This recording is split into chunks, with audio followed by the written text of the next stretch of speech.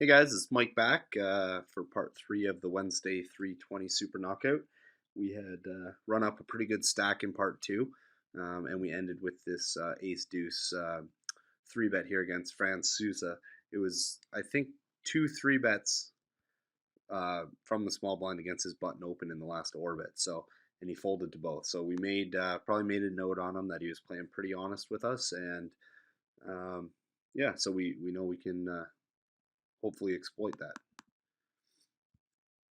We don't play another hand for maybe 10 hands or so, and we find pocket sevens.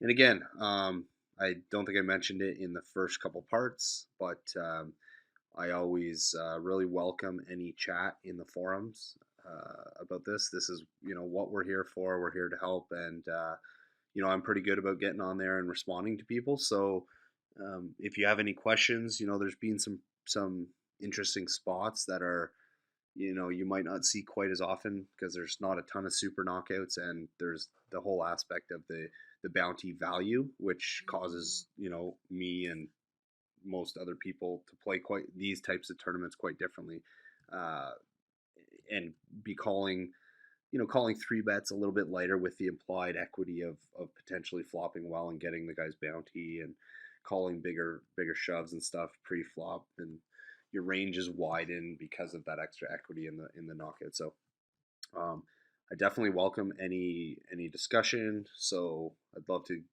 get some chat going, and get some questions, and it just helps everyone's game. It helps mine for getting people to ask me why I did certain things, or question why I did certain things, or tell me I played something bad. And it just gets you to evaluate. It allows me to evaluate my game from other people's perspective, and it also allows me to hopefully help out you guys if you have any questions about why I did certain things. So, anyways, moving on. Mako Shah opens off a pretty good stack. Decamps calls off a 23 or 24 blind stack. I have sevens. I'm pretty sure. I mean, to be honest here, I was going to say I'm pretty sure I just call. But seeing it as we do play spots a little bit different, I mean, I don't hate three betting and to get it in with decamps.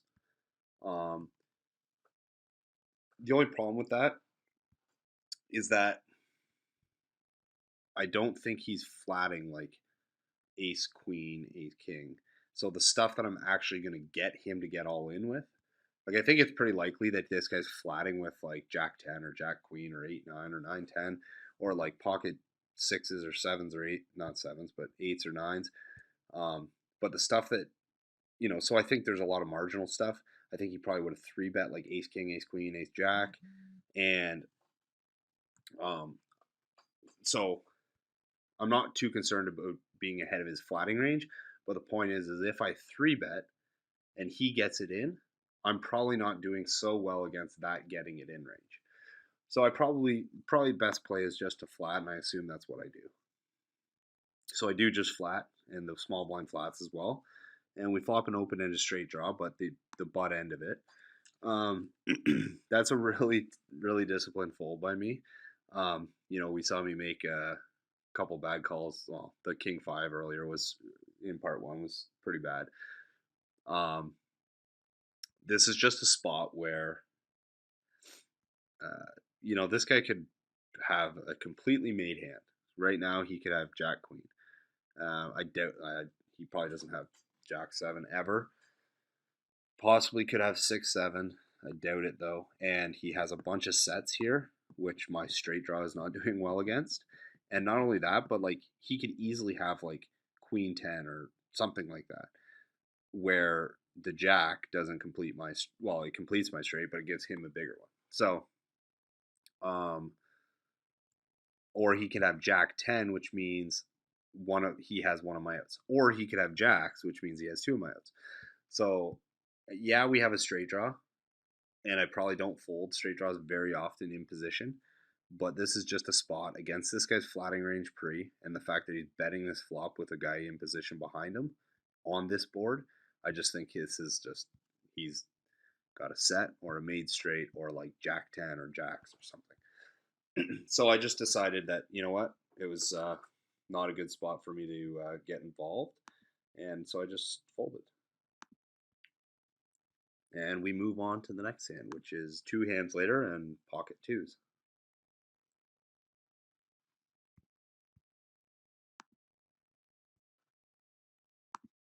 All right, so Franz Sousa opens.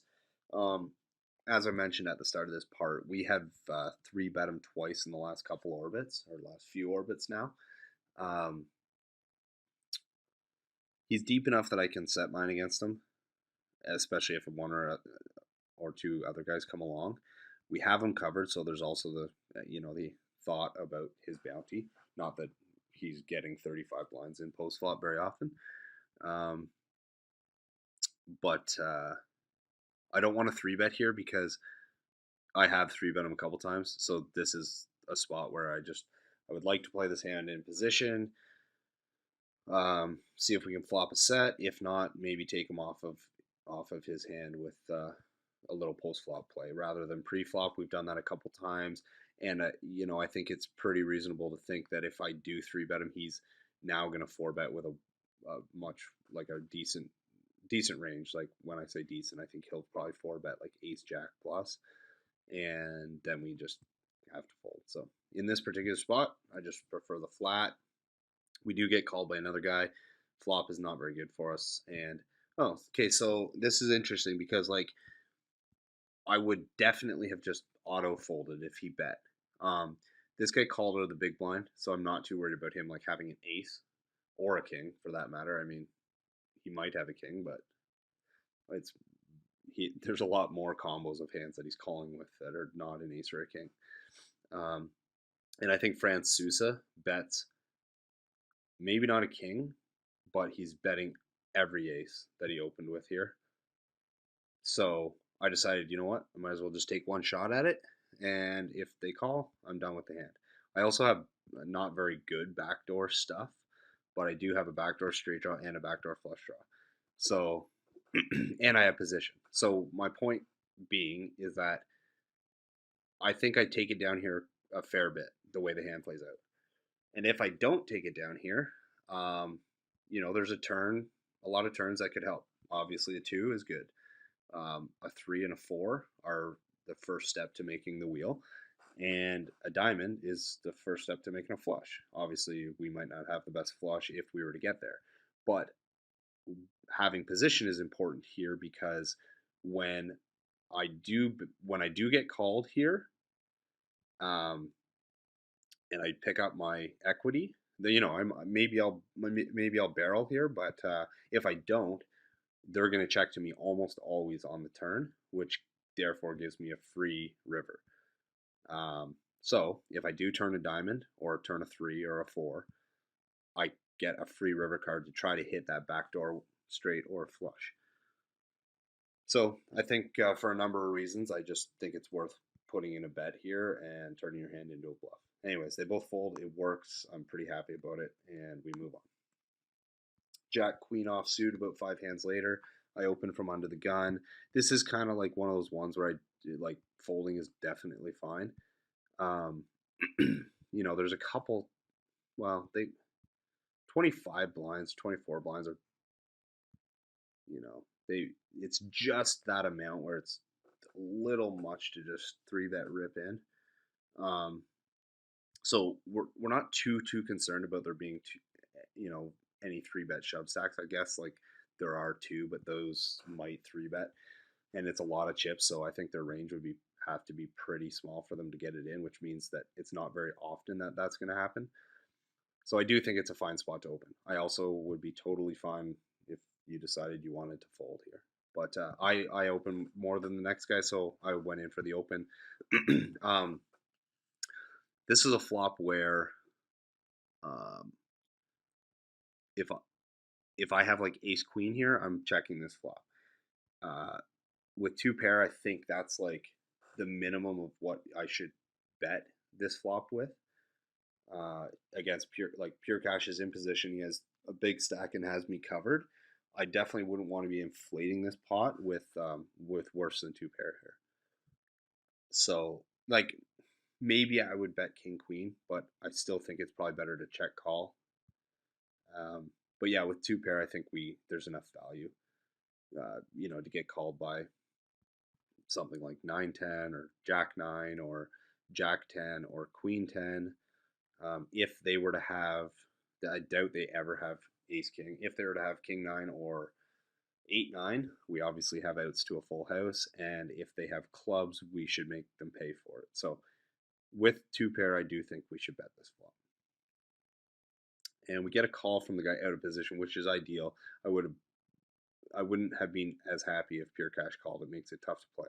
Although I wouldn't really care if pure cash called with this turn. In fact, I would have welcomed it. But you have different options here.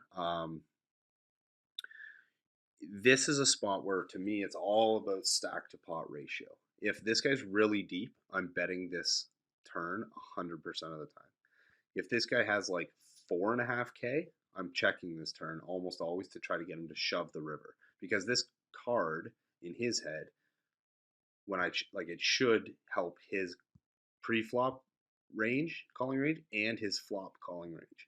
And when I check back, he knows that I should be scared of that card a lot. So therefore, I think you induce a ton of bluffs when they have just a pot shot or less left. So if he only had 6K or less, I'm probably checking back this turn.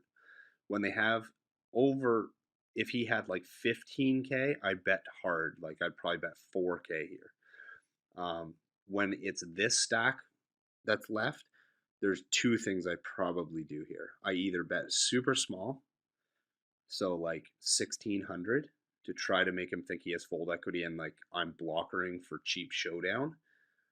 I'm making a bet so that it goes check on the river and then I get cheap showdown. So like, maybe I would do that with like king queen or ace queen or something. But betting 1600, if I bet 4K here, he knows I'm never folding. So he's never just going to punt in a bluff. When I bet 1600 here, he might interpret it as a block, like a marginally strong blocker bet, which is folding to a shove. Now, I also sometimes would check back here, depending on what I think this guy has, and hope that he puts in like 4.5K on the river, and then I just shove, and hopefully he feels too committed to fold. But in this particular tournament, it being a knockout, I think it's pretty likely that I bet small on this turn. Okay, so I bet bigger than I thought I would, um, which I don't think is necessary. I think I should have bet smaller. I think I should have bet like 2200, because even if I bet 2200, the pot was going to be like almost 10K, and then he's got a half pot shot left. Now it's fine. Well, it's good because he called the 2800, which means I don't think he's folding on pretty much any river. And I just put them all in, and he does fold. So I guess we got max value. I guess he has like a flush draw or a straight draw. I mean, I can't believe he doesn't. I can't believe he calls the turn if he has either of those. But I mean, maybe he has like he could have king queen. I guess I don't know. I just probably think he's not a very good player and doesn't realize like how much of his stack he was calling off and whatnot there. So, anyways, we win a big pot, and unfortunately, we don't get his bounty, but we get a lot more chips. So, okay, so I think this is more than okay to peel here with queen nine suited, queen nine off. I probably just fold, but we're super deep. If we're not this deep, I don't care to peel out of position against an early position raise. I do decide to peel though. We whiff the flop, and I just check fold. Pretty standard for my play, anyways. 8-9 suited. Again, if this guy's deeper or we hadn't three bet him a couple times already, and the reason I say deeper is because he has a four bet shove stack. If he's like 20K deep, if I'm entering this pot, I'm probably three betting. But against this particular stack, I think flatting is better because I do want to play this hand in position against him. But I don't want to get four bet shoved off the hand. So flatting is the option for me, anyways. So and I mean, a lot of people fold, just fold and don't get involved. but with my style and especially when I have this many chips, I'm looking to play pots, so I'm calling here. And obviously, you know, I can't tangle with this particular shove, so I just go away. And actually, the next hand we play is 8-9 suited again, and we play a huge pot. So we open the button, and it looks like we get 3-bet, pretty big here. So over a 3x 3-bet. I wouldn't call this in a regular tournament, and again, this is where a knockout tournament is slightly different because I'm calling way wider here with the implied equity of also if I don't have them covered, then I'm probably not calling. But the implied equity of not only our stacks, but also the bounty, I decided to flick it in. And we flop absolute gin. So it's time to just go betting now and hope he has a pair. Like, I think pair of kings and aces and stuff probably pot control this flop. Most good players check this flop, like go check call or whatever. They might check call and then check fold. Worse players might not be able to do that. And if that's the case, I typically like bet pretty good here and then want to like just make a huge bet on the turn because I feel like the more streets, the more people then start to be like, okay, this guy actually has something. But if you just bet really hard on the turn, a lot of guys, especially fish or less experienced players, um, sometimes think I have like 7-8 here or something. So, anyways, I bet 20. Oh, so I did another. I took another angle, which I sometimes do, and that's to bet super small and try to induce a raise. Hoping that he does have an overpair or something like that, and make my hand look like weak. Um, because if you can get them to raise here, they almost never slow down on the turn when I call. Even though when I bet and then call, my hand is completely nutted. People just don't sometimes get it. And once you get them to fire this raise, they just like insta fire all in on the turn. So I obviously I maybe I do shove here, but I probably call, and I think call is just the best and let him pile it on the turn. So I do shove, thinking that he's making a big enough raise. I guess my thought was that his raise was big enough that he's looking to get it in there, and he is obviously with the nut flush draw.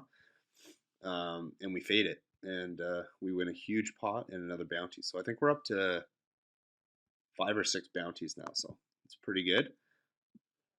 Moving along, and we have pretty big stack now to start playing a lot of pots. So obviously we get in for a raise with nines. It gets through. The very next hand we go for ace-7 offsuit. Raise it up. I think it's a raise and take as well. 4-5.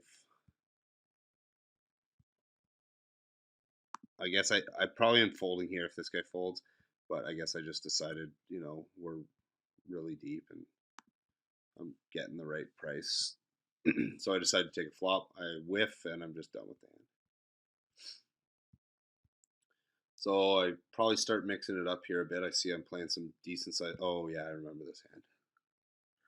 Okay, so this is a really strange hand, and one that I don't know, and I would like some discussion. I really don't know if I should be calling here. I felt like I had the chips. It's worth the gamble. If we flop well, we get not only his bounty, but we've got this player here who we have a ton of implied odds against. So like I would never call here in a regular tournament because there's not that extra value for the bounty. The other thing I was thinking is that if this guy were to potentially get it in too, there's 2 bounties on the line, and my hand plays pretty decent like 4 ways. So I just thought, you know what, I have the chips. It might be worth the gamble. So I would really like people to chime in on this hand and let me know what they think, whether they call here. I do end up calling, and unfortunately for me, I flop a flush draw. So I do check call. I don't want to just blow up my tournament life here. I have a pretty good stack, and he bet small. If he bet bigger, like if he bet like 10K or something, I might just shove. um, but he bets really small, and he prices me into just calling. So I remember telling myself before I called here, just call one street, and if you don't pick up your flush, just be done with it. You still have a good stack, and let the guy have the hand. So I do call one street. We brick the turn, and he bets big on the turn. So I decided to give it up, and we lost some chips, but I thought it was probably worth the gamble. And as you can see, um, like I'm up against ace 10, but my hand three-way was playing pretty well um, when there's that equity for the bounty. So again, a spot that I play way different than I would if it was a regular freeze out tournament. Um, and it's I definitely like to get some discussion going as to whether people think this is bad, or whether they would do it, or whether they think it's good and that they want to start doing it. I mean, it's a pretty rare spot, but also that I'm out of position makes it a little tougher. But yeah, it was an interesting spot. I certainly wouldn't have done it if I only had like 25K, but I had 58K, and I thought it's kind of worth the gamble. So anyways, I lose the pot, that guy wins, and he has a big stack. So ace queen the next hand. This is interesting. This is an adjustment I've made in the last year or so. I used to always three bet here, um, and I think in this particular case there's a reason why I am not. And if I three bet, I'm essentially turning my hand into a bluff because I'm not gonna like five bet or whatever all in.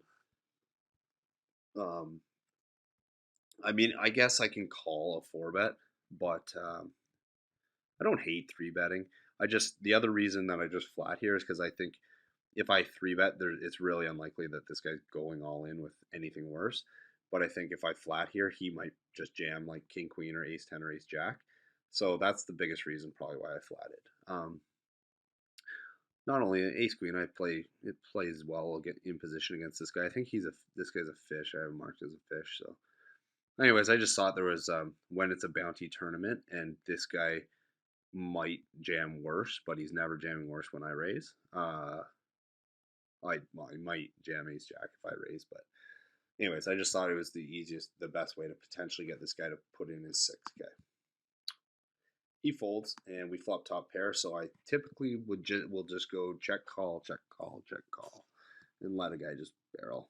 So yeah, there's the check call. There's the check call. Oh, sorry, I'm in position, not check call. I typically just go call, call. And then he decides to give up, and I fire a value bet. Small, as you can see, trying to get thin value here, and he folds. So he probably has, like, I don't know, ace 9 or something. Very next hand, we pick up jack 9 of diamonds.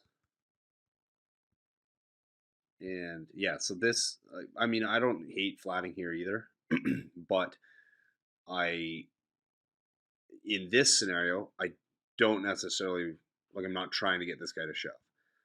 So like if I raise and he shoves, well, I have to call anyways. But this way, I'm raising and playing this pot in position. This guy's 3xing.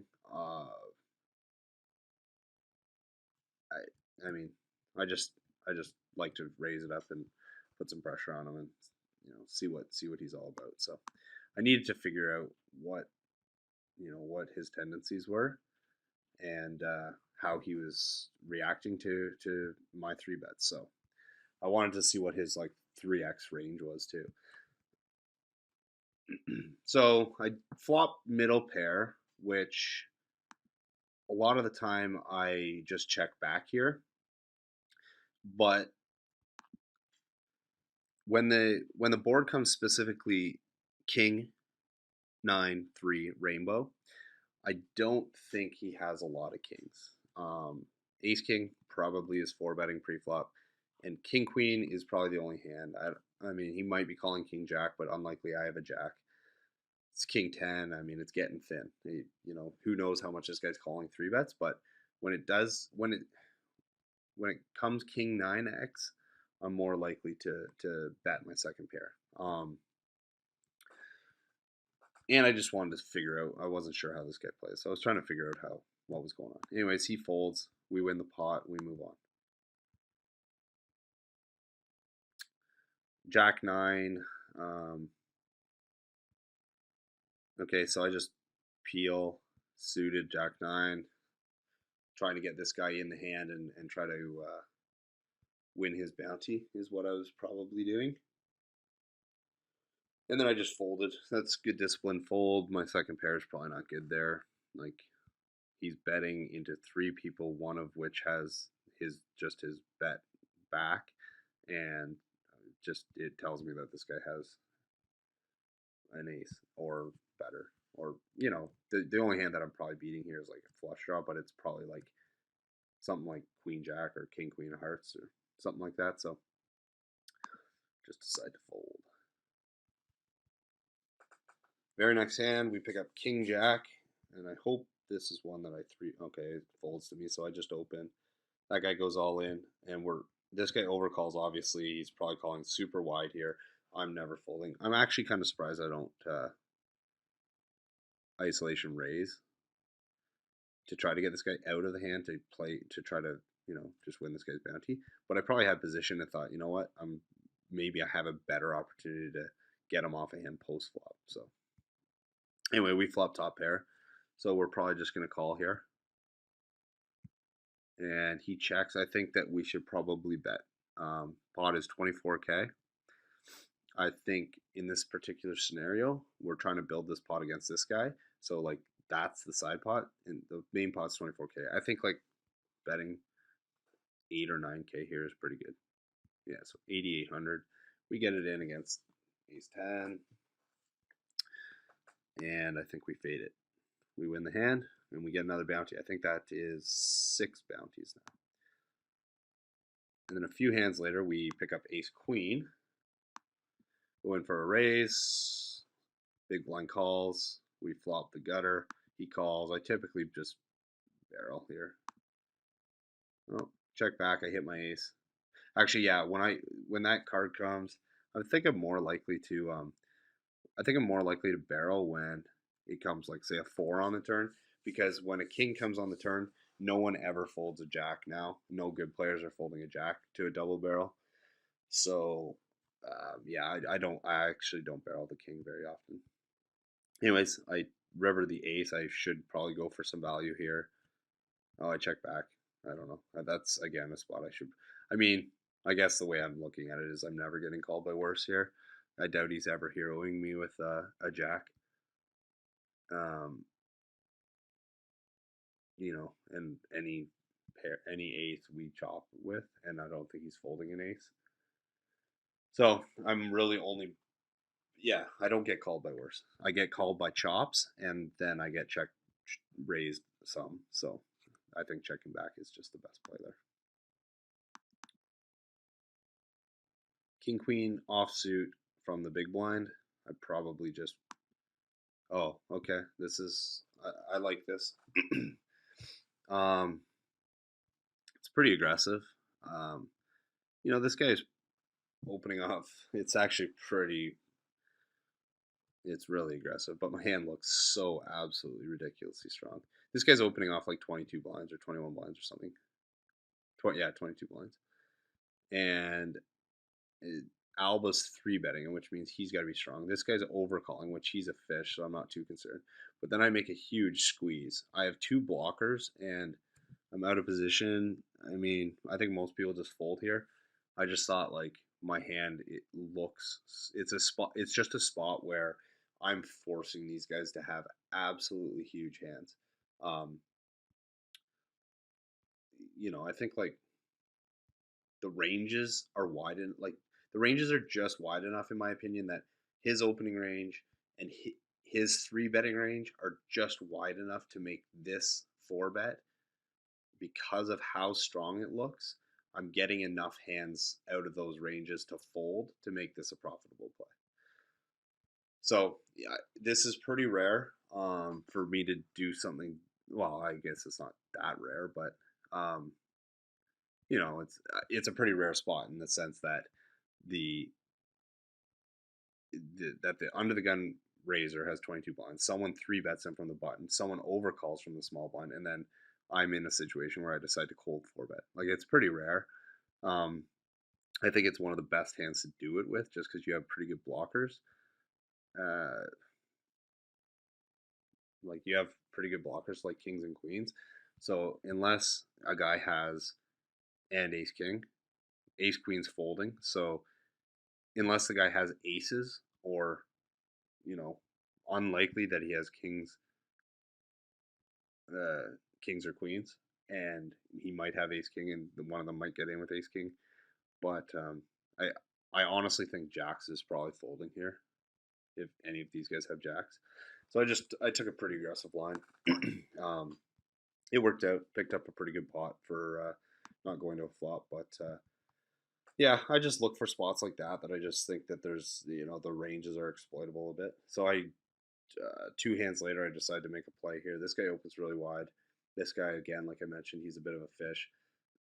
So I went in for a three bet squeeze, and I think I get four bet. Yeah, so I get four bet. So I just mix it up a bit, try to pick up some pots, put pressure on people. I have a stack, so that's just kind of here. I have eights. I'm just flatting. I'm not. I don't want to three bet and get it in or anything like that. So just flatting. We flop decent. I'm never folding here on this flop. Um, Probably would fold here if he bets, and I think betting here is probably okay. Actually, I don't mind checking back, but I think betting here, like, I mean, it's pretty thin, but I think we get called by sevens. Probably get called by fives. Um, you get called by spades. I think betting here is fine and going like getting the value from sevens and spades and fives, and also charging the flush draws, and then also controlling your showdown price. So personally, I like betting like 5,200 here. I check back, he checks, and I check again. Oh, I actually bet this. Yeah, see, I don't like this. Like now, what am I? I'm going for super thin value here. Yeah, I don't know. I wish I just bet the turn. Yeah, he just calls the 10-8. Yeah, I don't like that. I might have been busy and got mixed up with where I was in the hand.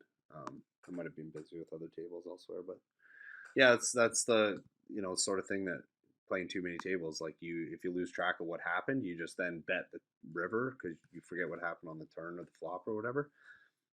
You just get mixed up. So I should not call here. Three better fold, but I guess I feel like I'm pretty deep and I'm wanting to play pots. And anyways, folded it up. I really don't like. It's a good hand to three bet there with, but flatting is I don't like that. Ace three, and it just gets through. There's a few more just raise and takes, and then we're just gonna play this one, and that will be the last part for part three. It's just a raise and take, nothing too exciting. So, anyways, we've been hovering around this stack for a while, up and down, up and down. I think we started roughly around this stack this video. But yeah, there's more exciting stuff to come in part four. So hope to see you.